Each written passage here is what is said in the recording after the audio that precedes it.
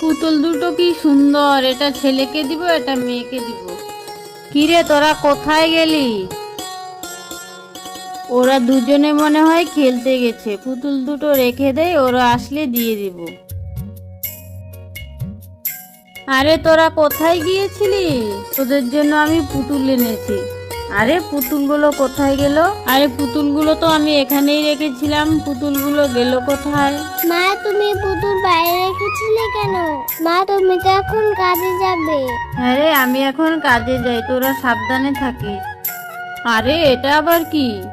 আরে এটা তো জুতো, আশেপাশে তো কাউকেই দেখছি না। আচ্ছা এটা আমি রেখে দেই, কেউ আসলে দিয়ে দিব, তা না হলে আমিই পরে নেব।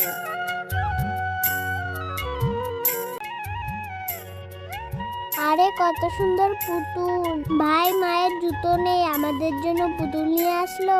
আরে দিদি, চল ভাই, দোকানে পুতুল দুটো দিয়ে মায়ের জন্য জুতো নিয়ে আসি। চল দিদি।